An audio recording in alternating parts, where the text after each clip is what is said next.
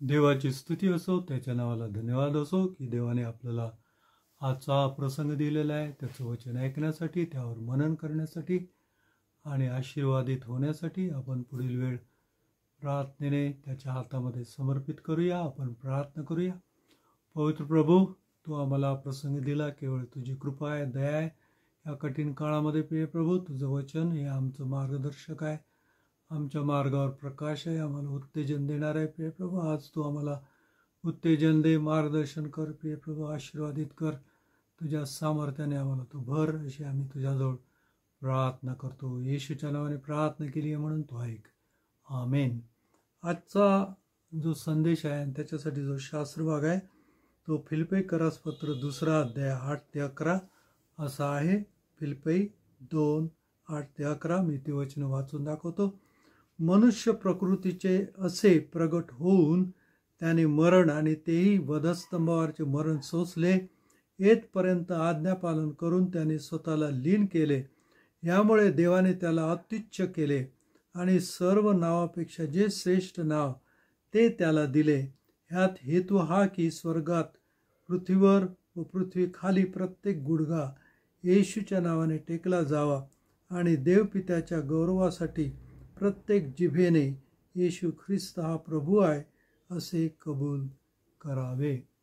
आजचा जो संदेश आहे त्याचं शीर्षक याप्रमाणे आहे की देव विनंती नाही, आज्ञा करतो. देव विनंती नाही, आज्ञा करतो. काही दिवसाआधी मी एका तरुणाला फोन केला आणि त्याला सांगितलं की मी तुला विनंती करतो की हे काम तू कर, मी तुला विनंती करतो. तर त्याने त्यावर उत्तर दिलं की अंकल, तुम्ही विनंती कशाला, आज्ञा करा. विनंती करू नका, आज्ञा करा. आज काही वर्षानंतर ज्यावेळेस मी त्या तरुणाकडे पाहतो त्यावेळेस त्याची सर्व बाजूनी, सर्व क्षेत्रामध्ये प्रगती झालेली आहे. त्याला मान पान, पैसा, अडका सगळं काही मिळालेलं आहे. आता हे जे त्याला आज मिळालं त्याच्यासाठी अनेक कारणं असतील, परंतु त्याच्यामधलं एक कारण हे आहे की त्याचं आज्ञापालन. कारण तो म्हटला, तुम्ही आज्ञा करा आणि तुमची आज्ञा पाळायला मी नेहमी तयार आहे. आज आपण पाहतो की प्रत्येक माणसाने, मला असं वाटते, असल्या प्रकारे म्हटलं पाहिजे त्या देवाला की हे परमेश्वरा, तू मला आज्ञा कर, तू फक्त आज्ञा कर आणि त्या आज्ञेचं पालन करायला मी इथे तयार आहे. तू फक्त आज्ञा कर. परंतु आजचा जो मनुष्य आहे देवाची आज्ञा ऐकायला तयार नाही आणि त्याप्रमाणे वर्तन करायला सुद्धा तयार नाही. कारण देवाची आज्ञा ही त्याला मूर्खपणाची वाटते आणि मारक असल्या प्रकारची त्याला वाटते आणि गुलामीची असल्या प्रकारची वाटते, मूर्खपणाची वाटते, अव्यवहारिक असल्या प्रकारची वाटते आणि त्याच्या प्रगतीला अडखळण असल्या प्रकारची वाटते. परंतु देवाच्या आज्ञा ज्या आहेत त्या माणसाच्या कल्याणासाठी, त्याच्या तारण्यासाठी, त्याला आनंद देणाऱ्या आणि त्याच्या जीवनात त्याला वाढवणाऱ्या, त्याची प्रगती करणाऱ्या असल्या प्रकारे खरं पाहिलं तर देवाच्या आज्ञा आहेत. आणि त्याचप्रमाणे खरं पाहिलं तर देवाची आज्ञा म्हणजे तो स्वर्गीय जो पिता आहे त्याची माणसाला आज्ञा आहे. आणि एक पिता मुलाचं वाईट कधी चिंतू शकत नाही, म्हणून त्याच्या आज्ञासुद्धा ज्या त्याच्या मुलासाठी असतात किंवा देवाच्या आज्ञा ज्या माणसासाठी आहेत त्या वाईटासाठी नाहीत, परंतु त्याच्या कल्याणासाठी, त्याच्या जीवनासाठी, त्याच्या प्रगतीसाठी असल्या प्रकारे असतात.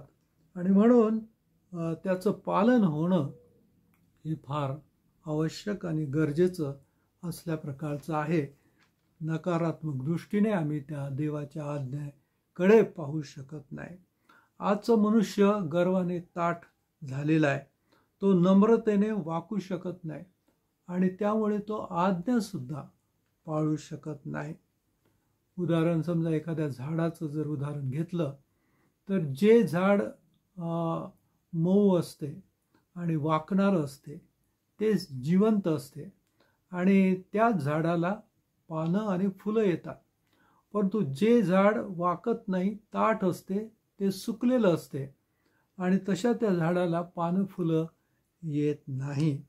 आणि जो मनुष्य आज्ञापालन करतो तो अशा जिवंत झाडासारखा किंवा वाकणाऱ्या झाडासारखा आहे. परंतु जो आज्ञापालन करत नाही तो न वाकणाऱ्या म्हणजे सुकलेल्या झाडासारखा आहे आणि सुकलेल्या झाडाला पानं फुलं येऊ शकत नाही. त्याच्या जीवनात भरभराट येऊ शकत नाही. देवाच्या ज्या आज्ञा आहेत त्याच्याकडे जर आपण पाहिलं तर त्या माणसाला मारणाऱ्या नाही परंतु त्याला जीवन देणाऱ्या असल्या प्रकारच्या आहे. आणि या संबंधाने अनेक वचनं पवित्र शास्त्रामध्ये आलेलं आहे. उदाहरणार्थ स्तोत्र 19:10 मध्ये लिहिलेलं आहे, देवाच्या आज्ञा सोन्यापेक्षा 52 कशी सोन्याच्या राशीपेक्षा इष्ट आहेत. त्या मधापेक्षा मोहोळातून पाझरणाऱ्या मधापेक्षा गोड आहेत. मध हे सर्वात चांगलं अन्न आहे आणि ते जीवन आहे. त्यानंतर नीती 4:10 मध्ये असं लिहिलेलं आहे, माझ्या मुला माझी वचने ऐकून घे म्हणजे तुझ्या आयुष्याची मर्यादा, तुझ्या आयुष्य वृद्धिंगत होईल म्हणजे वाढेल. देवाच्या आज्ञा ह्या आयुष्य वाढणाऱ्या आहे, जीवन वाढवणाऱ्या आहे, वाढवणाऱ्या असल्या प्रकारच्या आहे, त्या मारणाऱ्या नाही. त्यानंतर नीती 4:20 ते 22 या वचनामध्ये काय लिहिलेलं आहे, माझ्या मुला माझ्या वचनांकडे लक्ष लाव, माझ्या सांगण्याकडे कान दे, ती तुझ्या डोळ्यांपुढून जाऊ देऊ नको, ती आपल्या अंतःकरणात ठेव, कारण ती ज्यास लाभतात त्यास ती जीवन देतात आणि त्याच्या संबंध देहाला आरोग्य देतात. देवाच्या आज्ञा, देवाचं वचन, त्याच्याविषयी या ठिकाणी काय सांगितलेलं आहे, त्या जीवन देणाऱ्या आहे, त्याचप्रमाणे आरोग्य देणाऱ्या असल्या प्रकारच्या आहे. येशूने मत्तई 4:4 मध्ये काय सांगितलं, परंतु येशूने त्याला उत्तर दिले, मनुष्य केवळ भाकरीने नव्हे तर परमेश्वराच्या मुखातून निघणाऱ्या प्रत्येक वचनाने वाचेल. याचा अर्थ भाकर ही आम्हाला जीवन देते, परंतु दुसरी एक भाकर आहे ती म्हणजे देवाच्या आज्ञा, देवाचं वचन, ज्या आम्हाला जीवन देतात, शक्ती देतात. देवाच्या आज्ञा पाळल्याने केवळ आत्मिक प्रगती होते असं नव्हे, परंतु भौतिक जीवनात सुद्धा प्रगती होते, शारीरिक जीवनात सुद्धा प्रगती होते. कारण ज्यावेळेस आम्ही आज्ञांचं पालन करतो त्यावेळेस तो देव संतुष्ट होतो. जेव्हा देव संतुष्ट होतो त्यावेळेस तो आमच्यावर आशीर्वादाची वृष्टी करतो. देवाच्या आज्ञांचं आज्ञापालन केल्यावर देव संतुष्ट होतो का? 1 शमूएल 15:22 मध्ये असं लिहिलेलं आहे की परमेश्वराचा शब्द पाळल्याने जसा त्याला संतोष होतो किंवा तो संतुष्ट होतो तसा होमांनी किंवा यज्ञांनी होतो का? पहा, यज्ञापेक्षा आज्ञा पाळणे बरे, एडक्याच्या वपेपेक्षा वचन ऐकणे बरे. देवाचा आशीर्वाद जर आपल्याला पाहिजे असेल तर त्याच्या आज्ञांचं आज्ञापालन व्हायला पाहिजे, तरच देव संतुष्ट होतो. तो संतुष्ट झाल्याशिवाय त्याचा आशीर्वादाचा हात वर जाऊ शकत नाही आणि आमच्यावर आशीर्वादाची वृष्टी होऊ शकत नाही. आज्ञा पालन करणारे अनेक उदाहरणं पवित्र शास्त्रामध्ये आपल्याला पाहायला मिळतात. मला असं वाटतं त्याच्यामधलं हे एक उदाहरण हे इझाकाचं आहे. इझाक हा आज्ञा पालन करणारा होता. उत्पत्तीच्या 22व्या अध्यायामध्ये देवाने अब्रामाला सांगितलं की तुझ्या पुत्राचा यज्ञ कर, त्याचं होमार पण मला कर.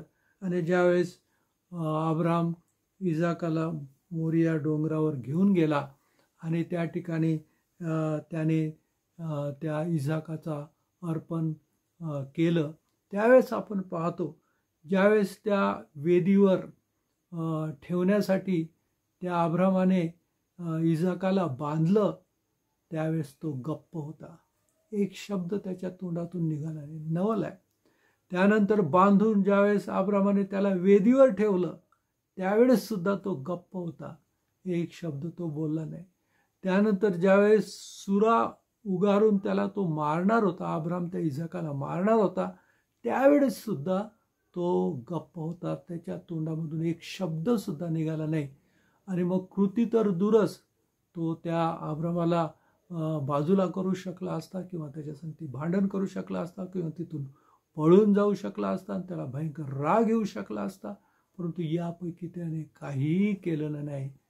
जसं अब्रामाने त्याला आज्ञा केली त्याप्रमाणे त्याने ऐकलं आणि त्या वेदीवर सुद्धा तो चढला. त्याने त्याला बांधू दिलं, ठेवू दिलं आणि सुरासुद्धा मारायला त्या ठिकाणी तो अब्राम ज्यावेळेस तयार होता त्यावेळेस सुद्धा तो गप्प राहिला.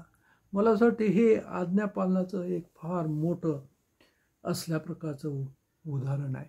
परंतु त्या ठिकाणी आपल्याला दिसतं की अशा रीतीने ज्यावेळेस इजाकाने आज्ञेचं पालन केलं, म्हणजे त्या आज्ञेचं पालन करत असताना त्याचा जीव जाणार होता, परंतु त्याचा जीव गेला का? त्याला इजा झाली का? त्याचा नाश झाला का?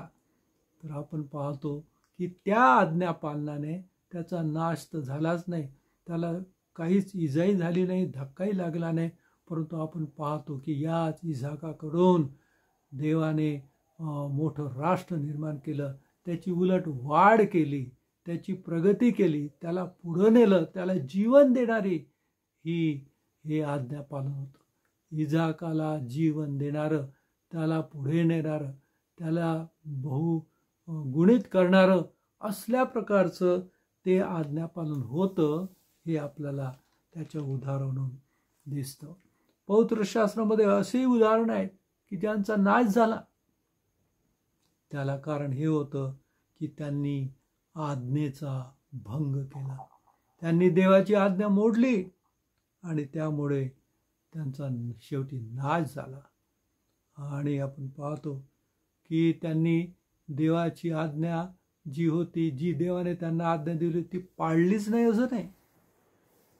काही अर्धी त्यांनी देवाची आज्ञा पाळली, परंतु अर्धी देवाची आज्ञा पाळणे म्हणजे त्याची आज्ञा पूर्ण न पाळणे असं आहे. कारण देवाची आज्ञा ही पूर्ण आहे. देवाची आज्ञा ही योग्य असल्या प्रकारची आहे आणि ती आम्ही मोडू शकत नाही, ती आम्ही फक्त अर्धी पाळू शकत नाही आणि त्याच्यामध्ये दुरुस्ती आम्ही करू शकत नाही किंवा त्या आज्ञेमध्ये आमच्या इच्छेची भर आम्ही घालू शकत नाही. आणि हीच गोष्ट जो शौल राजा होता त्याने केली. 1 शमूएल 15 अध्याय 1 ते 31 या वचनामध्ये या शौलाविषयी आपल्याला वाचायला मिळतं. देवाने त्याला एक आज्ञा दिली होती आणि ती अशी आज्ञा होती की तू पापिष्ट अमालेक्यांचा सर्वस्वी संहार कर आणि त्यांना नष्ट कर. सर्वस्वी संहार करायची आज्ञा देवाने या शौलाला दिली होती. त्याने संहार केला, परंतु काहींचा केला नाही. राजाला त्याने वाचवलं आणि अनेक गोष्टी त्याने त्याचा नाश केला नाही, संहार केला नाही, सगळ्यांचा संहार केला नाही, काहींचा केला नाही. परंतु देवाच्या दृष्टीने हा पूर्ण आज्ञाभंग होता. आणि म्हणून त्याचा परिणाम काय झाला? देवाने त्याला झुगारून दिलं. त्याचं जे राजपद होतं, ज्या राजपदावर देवाने त्याला निवडलं होतं, त्याच राजपदावरून देवाने त्याला झुगारून दिलं. याला कारण काय होतं? त्याने केलेला आज्ञाभंग. आणि ज्यावेळेस आम्ही अशाच प्रकारे देवाच्या आज्ञेचा आज्ञाभंग करतो त्यावेळेस त्याचा परिणाम हा फार मोठा असल्या प्रकारचा आहे. आणि त्या परिणामावरून आम्हाला हे समजायचं आहे की आज्ञा ही किती सिरियस आहे, किती गंभीर आहे, ती आम्ही पाळलीच पाहिजे. ती विनंती नाही किंवा तो सल्ला नाही किंवा तिथे काही दुसरा पर्याय नाही. जशी आज्ञा तसंच वर्तन व्हायलाच पाहिजे आणि त्याला म्हणतात आज्ञा आणि म्हणून देव आम्हाला आज्ञा देतो यासाठी की आम्ही त्या आज्ञेचं आज्ञा पालन करावं. आता प्रश्न पडतो की या शौलाने आज्ञेचा आज्ञाभंग का केला, कशामुळे केला असेल? त्याचं उत्तर हे आहे, याला कारण तो राजा होता. आता प्रत्येक राजाच असल्या प्रकारे वागेल असं नाही, परंतु जे राजे असतात त्यांना सत्ता असते, अधिकार असतो, धन असते, दौलत असते, प्रसिद्धी असते आणि ह्या सर्वांचा परिणाम त्यांच्यावर असा होतो की ते गर्वाने भरून जातात, त्यांच्यामध्ये गर्व येतो आणि त्यामुळे ते देवाची आज्ञा पाळू शकत नाही. त्यांना राजा म्हणून आपल्याला माहिती आहे की जो दुसऱ्यांना आज्ञा देतो तो आज्ञा देणारा असतो, म्हणून आज्ञा दुसऱ्यांची कसं तो घेणार, कसं स्वीकारणार, कसं पाळणार, फार कठीण असल्या प्रकारची ही गोष्ट असते. आणि या काळात तेच झालेलं आहे की प्रत्येक मनुष्य स्वतःला राजा समजतो किंवा त्याही पलीकडे मनुष्य स्वतःला देव समजायला लागले. देवाची चेष्टा असल्या प्रकारे करत आहे. हॉलिवूडच्या काही लोकांचं उदाहरण तुम्ही पाहिलं असेल की त्यांनी इतर गोष्टींना चांगले मार्क्स दिले, परंतु ज्यावेळेस देवाचा विषय निघाला त्यावेळेस त्या देवाला त्यांनी 0 मार्क दिले आणि अशा रीतीने 0 मार्क देऊन त्यांनी त्या देवाची चेष्टा केली. हॉलिवूडची लोक, ज्यांच्याकडे पैसा आहे, ज्यांच्याकडे प्रसिद्धी आहे, ज्यांच्याकडे सर्व प्रकारचे प्रॉपर्टी आहे आणि सर्वच गोष्टी ज्यांच्याकडे आहे, त्याचा परिणाम असा होतो की त्यांच्यामध्ये गर्व येतो आणि ते स्वतःलाच राजे समजायला लागतात, स्वतःला देव समजायला लागतात. आणि ज्यावेळेस आपण स्वतःला राजा समजतो आणि देव समजतो त्यावेळेस आपण आज्ञा पालन करू शकत नाही. आपण आज्ञा देतो, आज्ञा घेत नाही, स्वीकारत नाही आणि त्याचं पालन आपण करू शकत नाही. या ठिकाणी जो शौल होता, खरं पाहिलं असतं त्याने नम्रच राहायला पाहिजे होतं, कारण जे राजपद देवाने त्याला दिलं होतं ते देवाने दिलं होतं. तो स्वतः राजा झाला नव्हता किंवा लोकांनी त्याला सरळ राजा केलेलं नव्हतं. देवाने त्याला निवडलं, देवाने त्याला अभिषेक केला, देवाने त्याला राजा केलेला होता. तो तर नामधारी राजा होता. ते राजपद त्याचं नव्हतं, ती सत्ता त्याची नव्हती, तो पैसा त्याचा नव्हता, तो मान त्याचा नव्हता आणि ही गोष्ट त्याने लक्षात घ्यायला पाहिजे होती, परंतु ती तो विसरला आणि म्हणून देवाची आज्ञा तिचं पालन तो करू शकला नाही. पवित्र शास्त्रामध्ये आज्ञा पालनाचं एक सर्वात मोठं उदाहरण आहे आणि ते म्हणजे येशूचं. येशू हा आज्ञा पाळणारा होता. जरी तो देव होता, जरी तो देवाचा पुत्र होता, तरी त्याने देवाच्या आज्ञेचं आज्ञा पालन केलं की जे आज्ञा पालन करणं अतिशय कठीण असल्या प्रकारचं होतं. म्हणून जर देव असल्या प्रकारे आज्ञेचं पालन करतो तर हा एक फार मोठा कित्ता आणि उदाहरण आम्ही जे मानव आहोत आमच्या समोर आहे. आणि फिलिप्पिकरास पत्र 2:8 मध्ये त्याच्याविषयी काय लिहिलं की या येशूविषयी जो आज्ञाधारक होता, आज्ञा पाळणारा होता आणि अतिशय कठीण असल्या प्रकारची आज्ञेचं त्याने पालन केलं. काय केलं त्याने? तिथे लिहिलेलं आहे, मनुष्य प्रकृतीचे असे प्रगट होऊन त्याने मरण आणि तेही वधस्तंभावरचे मरण सोसले, येथपर्यंत आज्ञापालन करून त्याने स्वतःला लीन केले. वधस्तंभावरचं मरण त्याला सोसावं लागलं आज्ञा पालन करताना. वधस्तंभावरचं मरण त्याने सोसलं, तो लीन झाला.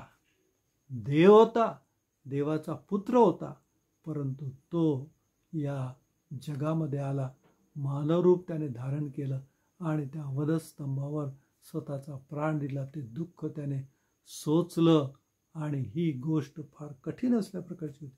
ही आज्ञा फार कठीण असल्या प्रकारची होती, परंतु त्या आज्ञेचं पालन त्याने केलं. येशूसाठी आज्ञा पालन एवढं गंभीर होतं की त्याने ती आज्ञा पालन करत असताना क्रुसावरचं सगळं दुःख सोसलं, इतकी त्याच्यासाठी आज्ञा ही गंभीर गोष्ट होती. कारण ती आज्ञा पालन करत असताना त्याने क्रुसावरचं मरण सुद्धा सोसलं आणि ते सोसून त्याने आज्ञेचं पालन केलं. एवढी ती आज्ञा त्याच्यासाठी गंभीर असल्या प्रकारची गोष्ट होती. त्यामध्येच त्याचा आनंद होता. त्याला माहित होतं की ह्याचं फळ जे आहे ते फार मोठं आहे आणि म्हणून त्याने तसल्या प्रकारच्या आज्ञेचं पालन केलं. आम्ही त्याच वेळेस या आज्ञेचं पालन करू शकतो ज्यावेळेस आम्हाला कळतं की ही आज्ञा अतिशय गंभीर आहे, त्याच्यासमोर कुठलंही दुःख छोटं आहे आणि त्यानंतर जो आनंद आहे एवढा मोठा आहे की त्या आनंदासमोर हे दुःख लहान आहे. त्याच्यानंतर जे गौरव आहे ते एवढं मोठं आहे की त्या गौरवासमोर हे दुःख अतिशय लहान असल्या प्रकारचं आहे. आणि जे त्याला नंतर गौरव मिळालं या आज्ञेचं पालन केल्यानंतर, ते फिलिप्पियरास पत्र 2 अध्याय पुढच्या वचनामध्ये दिलेलं आहे, 9व्या वचनामध्ये त्या ठिकाणी असलेले, ह्यामुळे देवाने त्याला अत्युच्च केले आणि सर्व नावापेक्षा जे श्रेष्ठ नाव ते त्याला दिले, ह्यात हेतू की स्वर्गात, पृथ्वीवर व पृथ्वीखाली प्रत्येक गुडघा येशूच्या नावाने टेकला जावा आणि देवपित्याच्या गौरवासाठी प्रत्येक जिभेने येशू ख्रिस्त हा प्रभू आहे असे कबूल करावे. हे जे गौरव त्याला प्राप्त झालं, हे केव्हा प्राप्त झालं? सर्वात मोठं गौरव येशूला प्राप्त झालं, कारण सर्वोच्च असल्या प्रकारचं स्थान त्याला मिळालं, सर्वात मोठं त्याला नाव मिळालं आणि तो त्याला प्रभू असल्या प्रकारे म्हटलेला आहे. प्रभू म्हणजे मालक, या जगाचा ज्याच्या हातामध्ये सत्ता आहे, मालकी आहे, तो प्रभू त्याला असल्या प्रकारे एवढं गौरव, एवढा मान की जो कोणालाच मिळाला नाही, येशूला मिळाला. केव्हा? आज्ञापालन केल्यानंतर. आज्ञापालन करताना त्याला काय करावं लागलं? क्रूसखांब सोसावा लागला. आज जर आम्ही त्या आज्ञेचं पालन करत आहोत, येशूने दिलेल्या आज्ञेचं पालन जर आज आम्ही करत आहोत तर ते योग्यच आहे. कारण तो कुठे बसलेला आहे? तर तो सर्वोच्च ठिकाण जे आहे अशा ठिकाणी तो बसलेला आहे. त्याचं नाव कोणापेक्षा मोठं आहे? तर त्याचं नाव सर्वांपेक्षा श्रेष्ठ आणि मोठं आहे. आणि तो कोण आहे? तर तो प्रभू आहे, मालक आहे. सर्व सत्ता अधिकार त्याच्या हातामध्ये आहे. या जगातील प्रत्येक व्यक्तीने, प्रत्येक शक्ती त्याच्या पायाखाली आहे. आणि म्हणून आम्ही सुद्धा, तो जर सर्वोच्च आहे तर आम्ही त्याचा अर्थ खाली आहोत, त्याच्या पायाजवळ. त्याचं नाव जर सर्वात श्रेष्ठ आहे तर त्याचा अर्थ आमचं नाव हे सर्वात कनिष्ठ असल्या प्रकारचं आहे. तो जर प्रभू आहे तर आम्ही तर कोणीच नाही, असा त्याचा अर्थ आहे.